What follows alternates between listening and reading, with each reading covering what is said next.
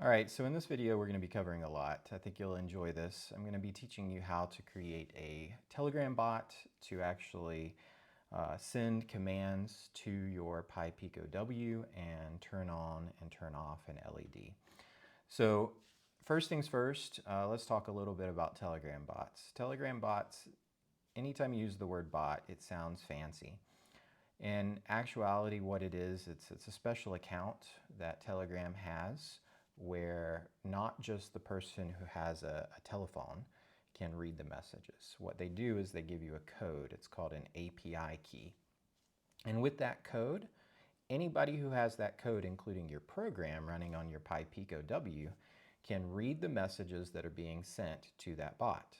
Then you can write code that responds to those messages in some way. So if it sends a command that says LED on, then it can turn on an LED.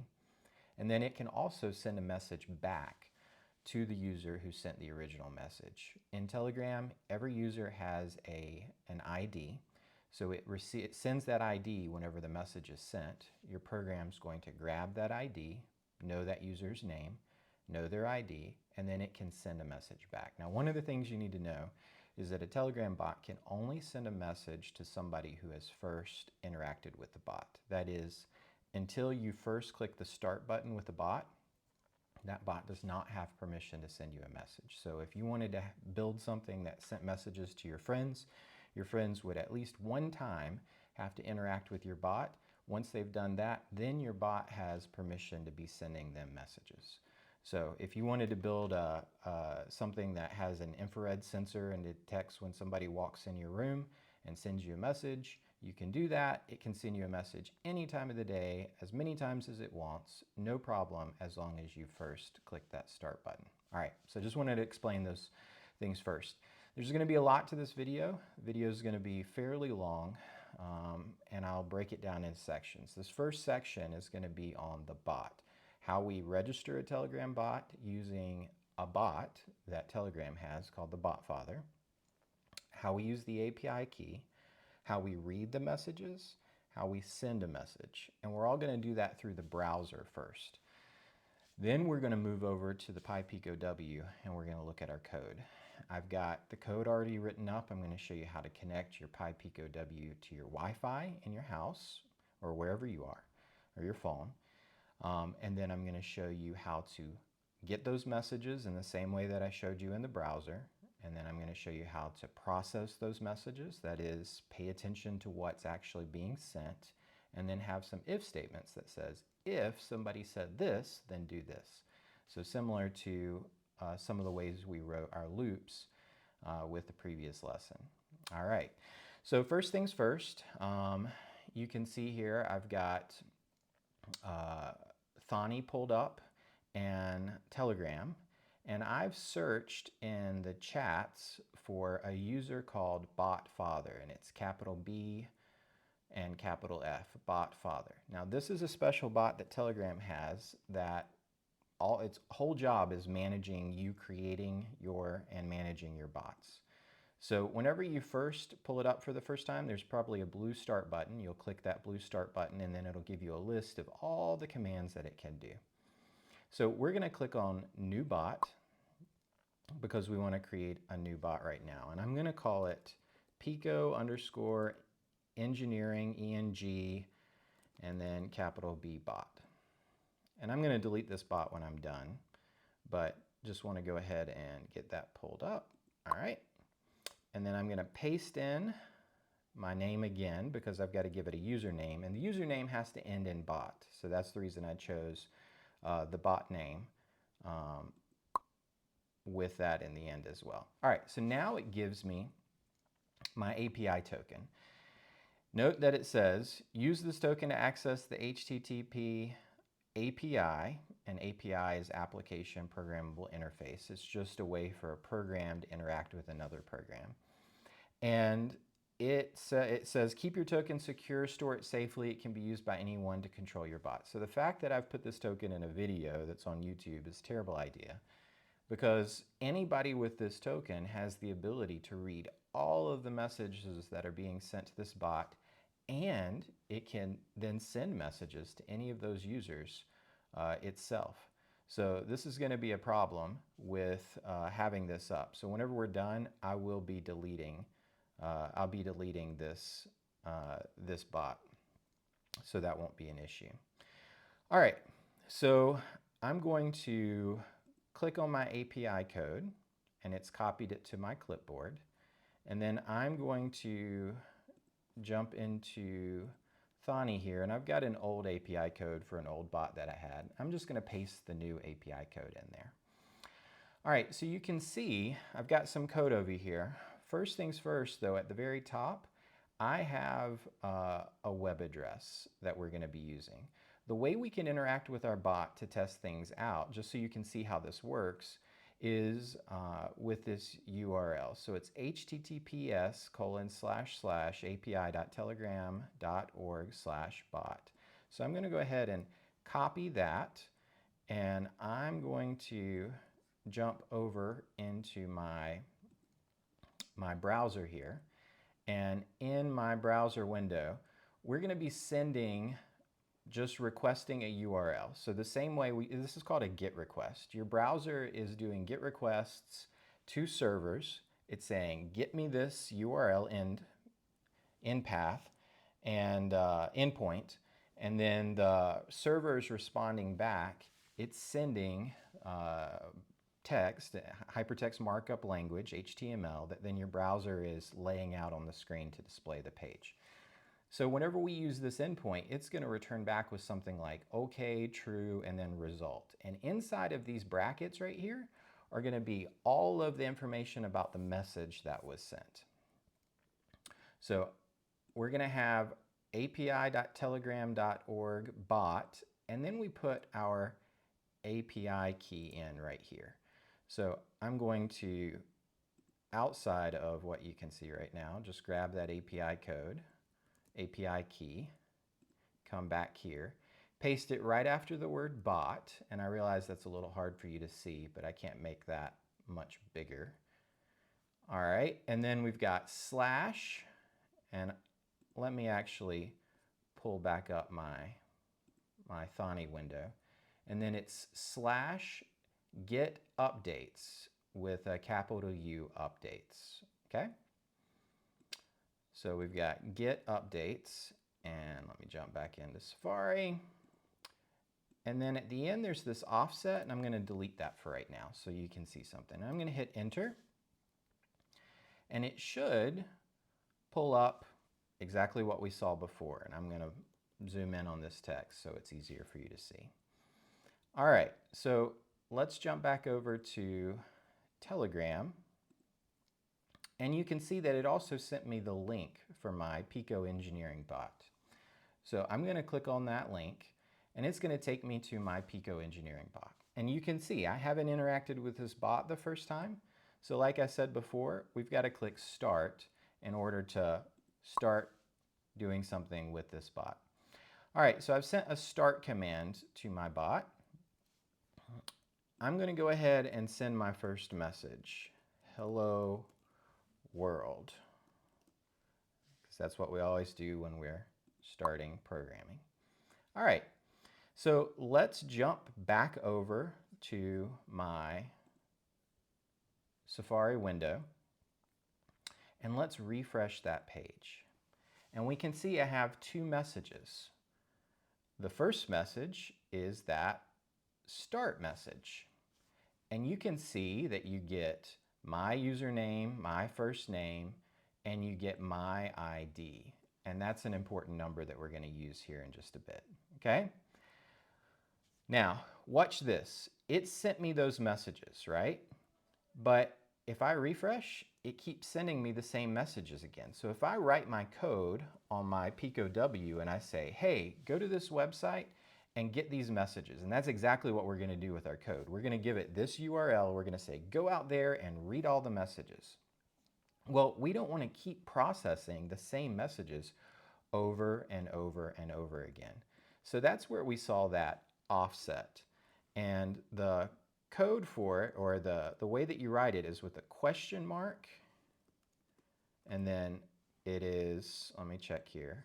It's lowercase offset. OFFSET equals, and then we give it a number. So you can see that this message right here has an update ID of that. So I'm going to jump in there and put that number in and click refresh. And it gives me back the exact same messages, and I'll make that larger for you. Okay, but it dropped, it didn't drop anything. I still got 2 messages because it's going to start from that number. So if I don't want to include that number anymore, let's say I've already processed this message, in my code, I'm just going to take that number and add 1 to it. So I'll manually do that here, and then we'll hit enter. And now you can see that it's just sending me the second message where I wrote hello world. So our code processes that message, and then we say, okay, let's keep a variable in our code called offset. So I'm going to write 81. This number is 80. So then every time I check for messages, I'm going to check for an offset and put 1 more than the last message that I wrote. And when I do that, I can get to no messages. So we have to manually track what was the last update ID that we processed with our program, and then we have to put that in for the offset, or else our program is just going to keep reading all of those messages all of the time, because again, you can see that they are all there. Should be all there. Oh, because I already sent the offset, it's now not sending me those messages anymore. Whenever I use the offset, it knows that I've processed those messages. So that's the reason that we have to use that offset. Okay, so we've seen how to read messages. Now let's see how to send messages. So I'm just going to copy this URL and I'm going to jump over here. And I'm going to paste it back in again. And instead of get updates, we're going to use send message chat _ID, and then my ID, or the user's ID that sent you a message. And then we include text equals and then some text. So I'm just going to copy that and jump back over to Safari, and I'm going to paste that in. All right, so I've got send message chat _ID equals, then I've got my ID, and again, you can see your ID from one of those messages, and then chat equals, or text equals, and then I'm going to put I am alive. All right, and we're going to just hit enter.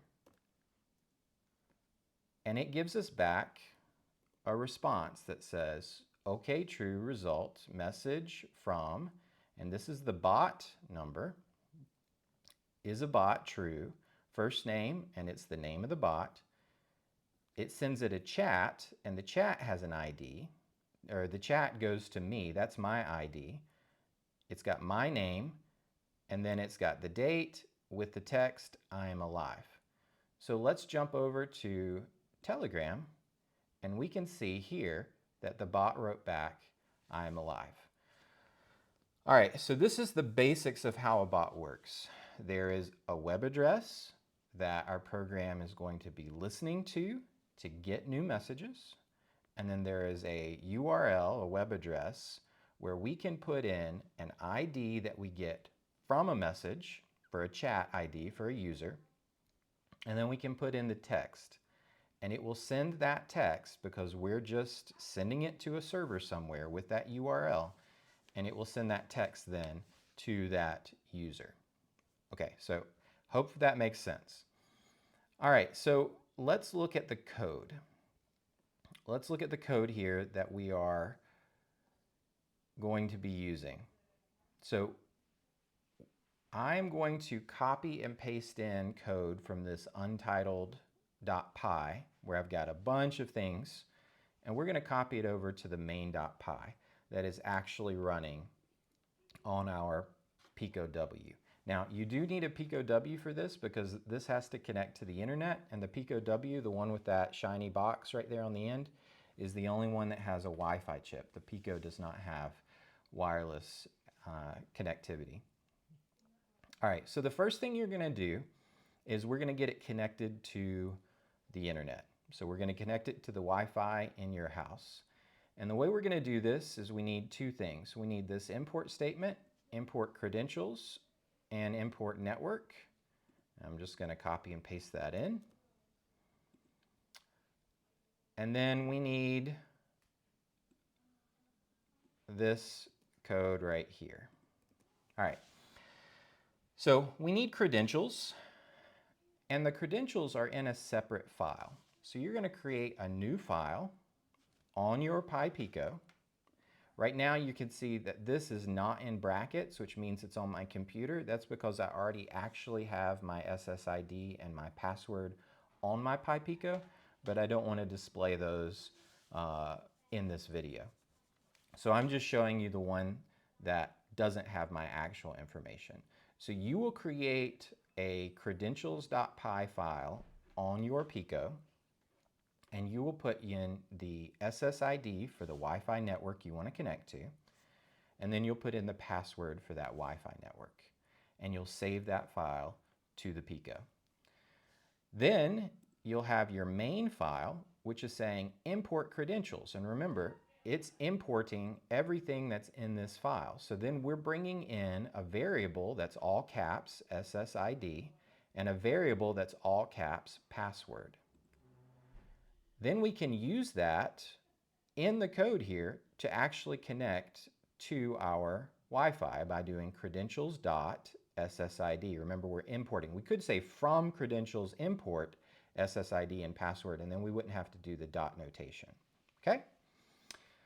Our function says bring up, create a variable, create an object called WLAN, and we're using the network module to connect to the network. We're making it active. We're saying if it's not currently connected, print connecting to the network, and then connect using this SSID and this password. And then while it's not connected, don't do anything, and then it's going to print. So it's going to just sit here and wait until that connection has happened, because it's not doing anything if it's not connected, all right? And then it will print the network config, and we'll see the IP address for the network. All right, let's try running this code, because we wrote our function here, and then we are running our function here. And all of this code is going to be in a link that I'm going to be sharing with you as well. So you'll be able to copy that and paste that code in. So it says connect to Wi-Fi. So let's run the code. We can see here in the bottom, connecting to network. Once it gets connected, then it gives us the IP address of the device. So my Pi Pico is going to be IP address 192.168.1.11. All right? So it connected. So now we have the ability to move on with the rest of our code, which is actually processing those messages. So I'm going to just replace, I'm going to do actually what I'm going to do is I am going to go back to my botfather, and I'm going to copy my API token in, and I'm going to paste it here. So you need to put your API token in this code. And then I'm going to do a Control-A and copy and paste. So I'm just overriding all of that code that I had. Actually, it did not do that, did it? So I will delete the things that oh, it did do it, kind of. I will delete all of that there. Okay. So here's our code. We've talked about credentials and network. We need to set up our LED on our board. Hopefully that makes sense. We've set our Telegram bot token, and we have our API URL. Now this right here is called an F string. An F string is called a formatted string. That's what the F stands for, is formatted. And all it is a fancy string where you can use variables inside the string by putting them, you have to put a lowercase f in front of the quotation marks. And then you can put a variable name, which we have right here, inside of the curly brackets. Whenever you put the variable name inside of the curly brackets, whenever I pull up this string, it will replace that variable and the curly brackets with the value. And remember, that's the URL that we need, is bot and then our API key. So we've got our connection to the internet. Here's our function, and then it connects. And then we have a send message function, and this should look familiar. We pass in a chat ID and the text that we want, and it uses a formatted string to replace the chat ID variable with the chat ID of the user that we want to send a message to, and the text variable with the text that we want to send to the user. And then it's going to use this request.get, and the requests.get is just like clicking enter on your web browser after you've put in the URL. That's all it's doing, is it's sending that, it's hitting that URL with your program. It's exactly like pasting it into the box and hitting enter. And then it returns a response, and the response is the text that we saw on our browser window after we sent our message. And it said, I sent this message to this user and it worked, okay? Our get updates, we have an offset, and our offset initially, by default, will set as 0. And then we're doing the exact same thing. We're sending that message to our API URL that includes our API token. And then we're saying get updates, offset is equal to, and then we plug in that value. And we're going to be passing in a different offset when we use this. Now there's one thing that you need to see, this data equals response.json. What this is doing is whenever we saw, and I'll pull this up for you, whenever we saw our, hold on one second, there we go. Whenever we saw our data coming back, it came back in this curly bracket and then a variable name or an object name in quotes, a string, and then a value, and then a comma, and then another object name in quotes, a colon, and then a value. In this case, the value is a string. This format right here where it's in curly brackets and then it's something with a colon and a value, an object, a colon, and a value is called JSON format. And I think it stands for JavaScript serializable object notation or something like that. So all you need to know is that this is used with JavaScript. It's a way to easily unpack that text and get the individual variables with their values out of it. And this is how a lot of web browsers, or how a lot of servers send data back to a program, a browser. It's a very common way to get information. So we need to basically unpack that and get it back in a format that MicroPython can handle. And the way that we do that is with the .json method of the response library or module. So then we're going to return our data. So this is just reading our messages, formatting it in the way that we need it, and returning it to us. Now, we need to create a file, an extra file that's going to track what our current offset is. Because think about it, if we don't know what our offset is, then we're going to get all of our messages back from the Telegram bot. So this function right here says the file name is offset.txt, so it's just a text file. And you've never seen this try except, but try except is going to say try to open the file, and if the file doesn't exist, it's going to give us an error. And if you get an error, then do this, open the file as write access, and then just write a 0. So this is saying the first time that you run this program, try to open the file won't be there, that's okay. Now open the file as write instead of just read, and write a 0 to it. Again, we want to record a 0 for our initial offset in that file.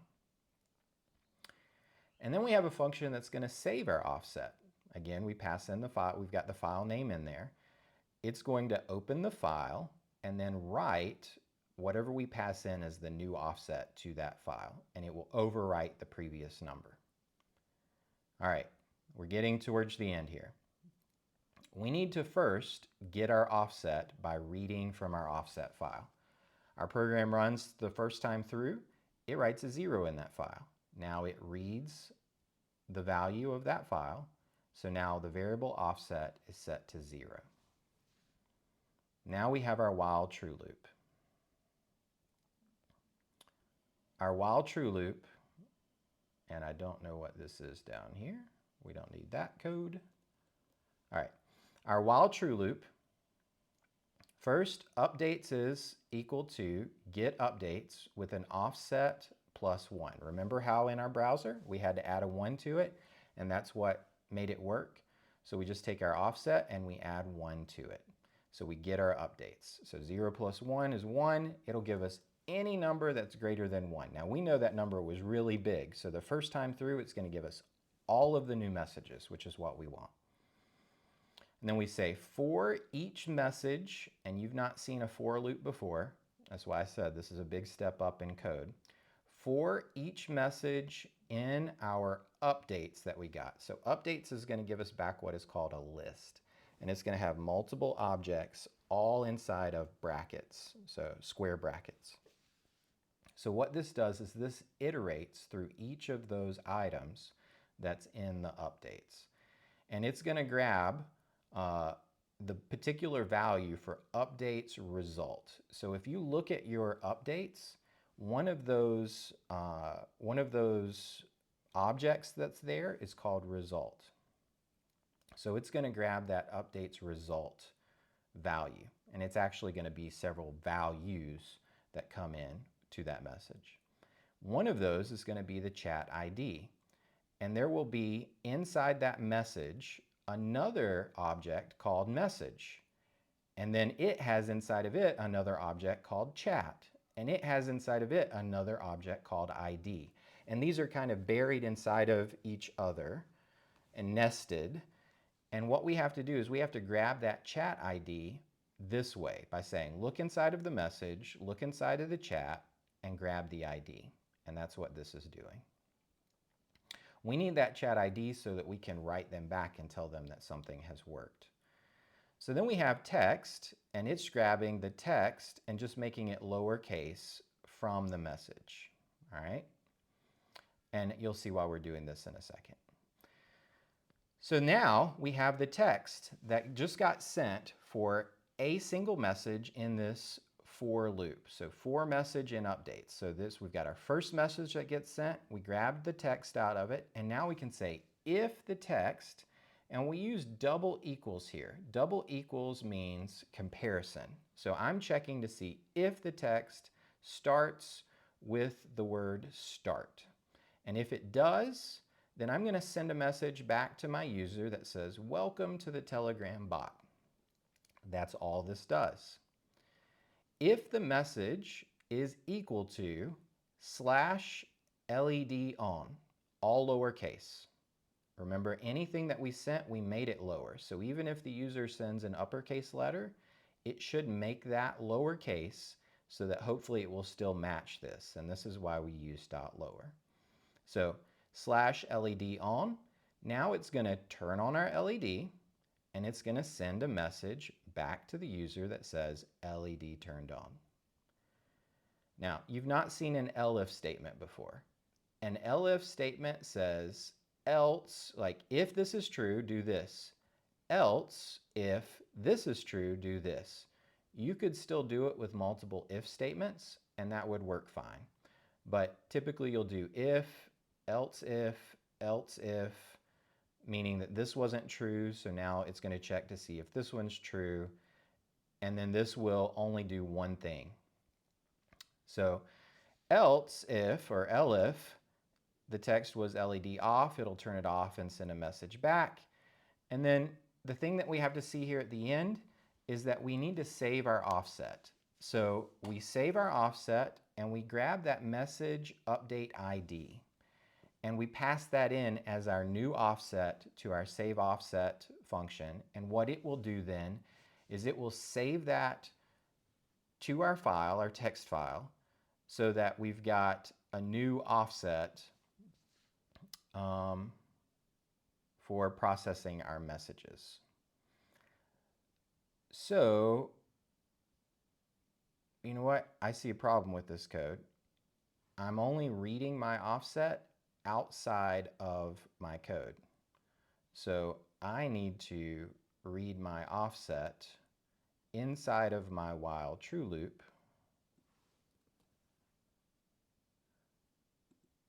and before I get my updates. There we go.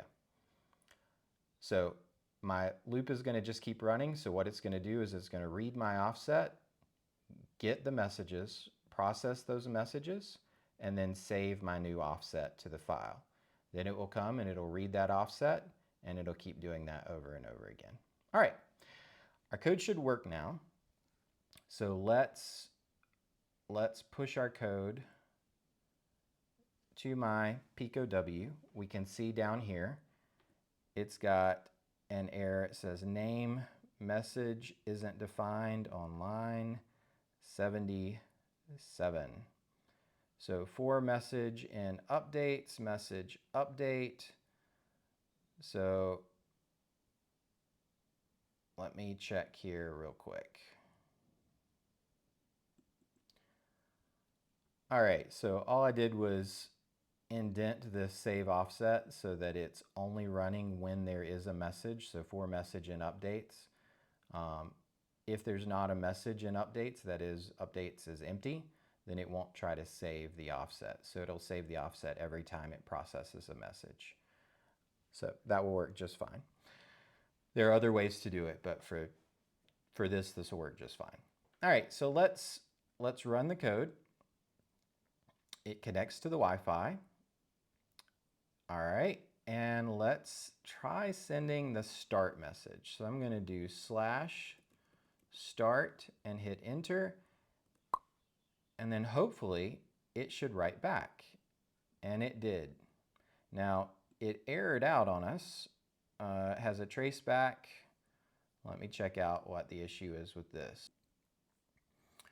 All right, so I just restarted the program and it was a memory error. It ran out of memory. I'm not exactly sure why that happened, but I restarted it. It seems to be working fine now. So let's look at this again. So I'm going to send that start command and it will send back welcome to Telegram bot, to the Telegram bot, which is what we can see right here in our code. So now I'm going to send it the /LED on, and we're going to see if it will turn on our red LED. So I'll click send, and it does because our code is paying attention, and then it writes back LED turned on. Likewise, we can do /LED off. There's nothing special about these commands. There it turns off the LED and it turned it off. So let's try /all caps LED on. Now remember we wrote our code to where it's reading it and it's making it lowercase. So hopefully it should still match. And it does. If I write LED on, actually let me write LED off. You can see it doesn't do anything. It's not responding because we told it to do a match with that slash.